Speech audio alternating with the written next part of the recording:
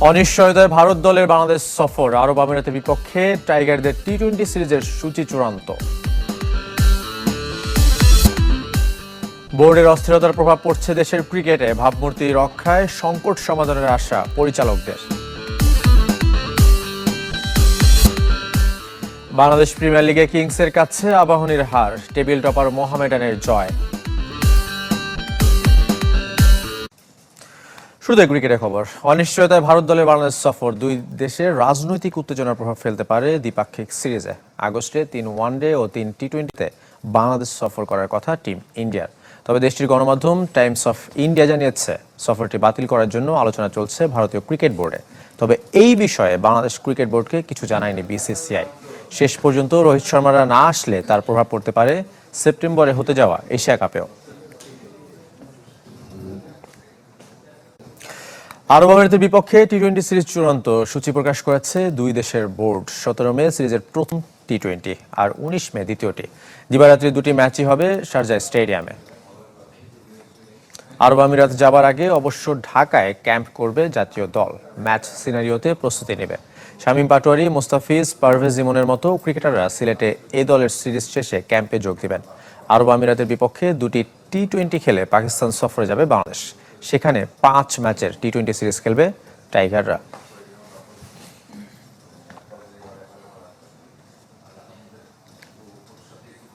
প্রত্যাশা অনুযায়ী এগোতে পারেনি দেশের ক্রিকেট। মাঠের বাইরের ঘটনাগুলো বাধা হয়ে দাঁড়িয়েছে, দাবি বোর্ড পরিচালকদের। দ্রুত সংকট সমাধানের আশা তাদের। ক্রিকেটের ভাবমূর্তি রক্ষার্থে দূর করতে হবে নিজেদের মধ্যে যোগাযোগের ঘাটতি। জিম্বাবুয়ের সঙ্গে সিরিজ ড্র, ঘরের মাঠে কোনো মতে মান বাঁচিয়েছে টিম বাংলাদেশ। দেশের ক্রিকেটে চলা নানা সংকটের মাঝে এটি যেন স্বস্তি, বিশেষ করে ক্রিকেট বোর্ডের কাছে। ডেফিনেটলি এটা স্বস্তি তো বটেই। আমাদের যেটা সমস্যা হচ্ছে, আমরা ম্যাচগুলি অ্যাকচুয়ালি যা হেরেছি, আপনারা যদি পর্যালোচনা করেন যে আমাদের ব্যাটিং একটু স্ট্রাগল করেছে। 400 রান করছি, এই হ্যাবিটটা গ্রো করতে হবে। দু একদিন পরপর নেতিবাচক শিরোনাম, এসবের প্রভাব মাঠের ক্রিকেটে পড়ে বলে মত বোর্ড কর্তাদের। সবশেষ জিম্বাবুয়ে সিরিজে সম্প্রচার সত্ত্ব কেনেনি কোনো প্রতিষ্ঠান। স্পন্সর নিয়ে জটিলতা প্রশ্ন তুলেছে, ভাবমূর্তি নিয়েও। বোর্ড কর্তাদের সরল স্বীকারোক্তি, প্রত্যাশা অনুযায়ী এগোতে পারেনি দেশের ক্রিকেট। অন্য দেশে কিন্তু অনেক তাড়াতাড়ি আগাচ্ছে, যেটা আমরা করতে পারছি না, এবং this is the right time. এখন যদি এগুলো আমরা ডেভেলপ না করি, তাহলে হয়তো বা আরও খারাপের দিকে যাবে। বিতর্ক সঙ্গী করে শেষ হওয়া ঢাকা লিগ দুদকের তদন্ত, বোর্ডের স্থায়ী তহবিল থেকে অন্য ব্যাংকে অর্থ স্থানান্তর, এক ধরনের অস্থিরতার মধ্য দিয়ে যাচ্ছে বিসিবি। এমনকি সভাপতির দাবি পাচ্ছেন না সহযোগিতা। একা আমার কাজ করতে হয়, খুব যে সহযোগিতা পাচ্ছি তা নয়, নাই পাচ্ছি না বলতে গেলে। ক্রিকেটের স্বার্থে এসবের সমাধান চান পরিচালকরা। নিজেদের মধ্যে যোগাযোগের ঘাটতি থাকলে তা দূর করার কথা বলেছেন। নিজেদের মধ্যে বসে এটা সিদ্ধান্ত নেওয়া উচিত, কী করা উচিত, কী করলে ভালো, কী করবে কী করবে না। ঘটনাটা বেশি বাইরে ছড়ে যাচ্ছে, এটাই একটা এফেক্ট হচ্ছে। এটা আবার পারফরমেন্সের কিন্তু এফেক্ট হয়। 10 জন মিলে 25 জনের কাজ করছে, সো সেতে হয়তো কিছু শর্টকামিংস থাকতে পারে। তবে আদতে সঠিক পথ খুঁজে পাবে কি দেশের ক্রিকেট, যেখানে মাঠের চেয়ে মাঠের বাইরের ইস্যুগুলো বেশি আলোচিত? এদিকে সিলেটে অনুশীলন শুরু করেছে বাংলাদেশ এ দল। শুক্রবার সকালে গ্রাউন্ড ট্রুতে হালকা ওয়ার্ম আপ দিয়ে অনুশীলন শুরু করে নাইম শেখ, নুরুল হাসানরা। এরপর স্কিল ট্রেনিংয়ে লম্বা সময় নেটে ব্যাটিং সেশন করেন পারভেজ ইমন, সাইফ হাসানরা। জিম্বাবুয়ের বিপক্ষে চট্টগ্রাম টেস্টের দলে থাকা এনামুল হক বিজয়, মাহিদুল অঙ্কন, নাইম হাসান, তানভীর ইসলাম শনিবার দলের সাথে যোগ দিবেন। মুস্তাফিজের পরিবর্তে এই দলে জায়গা পেয়েছেন খালেদ আহমেদ। সকালে ঢাকা থেকে সিলেটে পৌঁছেছে নিউজিল্যান্ড। 5 মে সিরিজের প্রথম ওয়ানডে।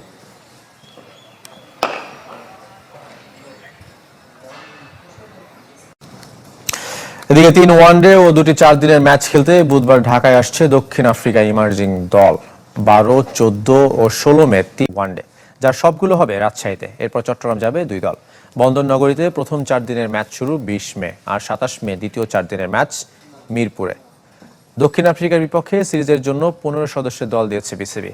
অধিনায়ক আকবর আলী, এছাড়া জিসান আলম, মাহফুজুর রহমান রাব্বি, ওয়াসি সিদ্দিকী, মারুফ মৃধা, রিপুন মণ্ডল আছেন ইমার্জিং স্কোয়াডে।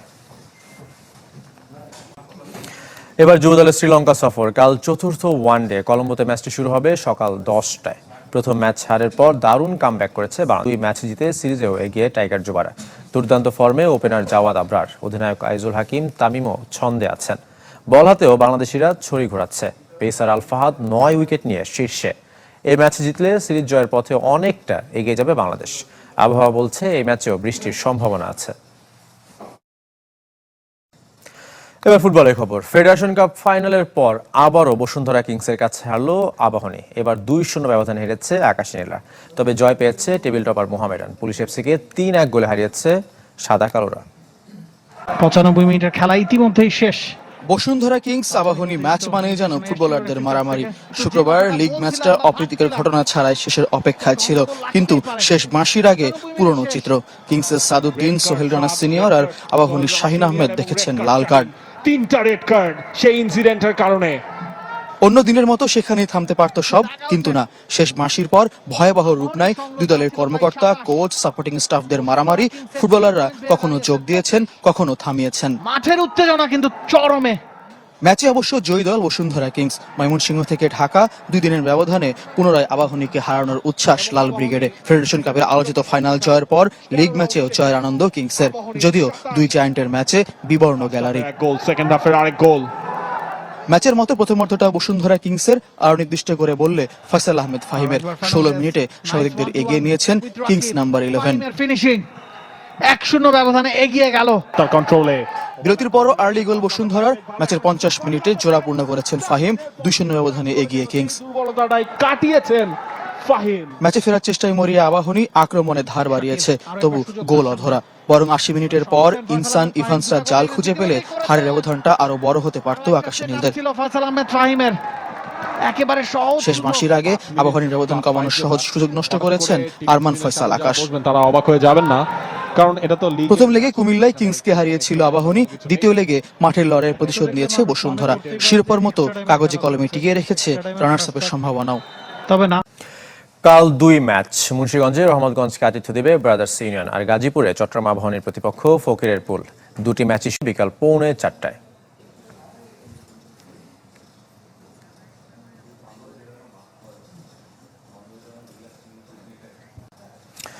24 বছর পর দাবা প্রিমিয়ার লিগে চ্যাম্পিয়ন তিতাস। লিগের শেষ রাউন্ডে উত্তরা চেস ক্লাবকে হারিয়েছে দলটি। তাদের point 16। Grandmaster Niaz Morshed, FIDE master Tahsin Tajwar, Zia, Saqlain Mustafa, আন্তর্জাতিক মাস্টার ফাহাদ রহমান ও ভারতীয় দাবারু পানিসার বেদান্তরা খেলেছেন চ্যাম্পিয়ন দলের হয়ে।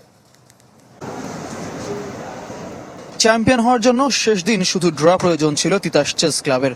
দিনের শুরুতে নিয়াজ মোর্শেদ, তাহসিন তাজওয়ার জিতে যাওয়ায় শিরোপা আগে নিশ্চিত হয়ে যায় তিতাসের। তবু শেষ পর্যন্ত বোর্ডের লড়াইয়ে টিকেছিলেন আন্তর্জাতিক মাস্টার ফাহাদ রহমান। জয় নিয়েই খেলা শেষ করেছেন। শুধু ফাহাদ নয়, 4 দাবারুর জয়ে পূর্ণ পয়েন্ট নিয়ে শিরোপা উৎসব করেছে তিতাস।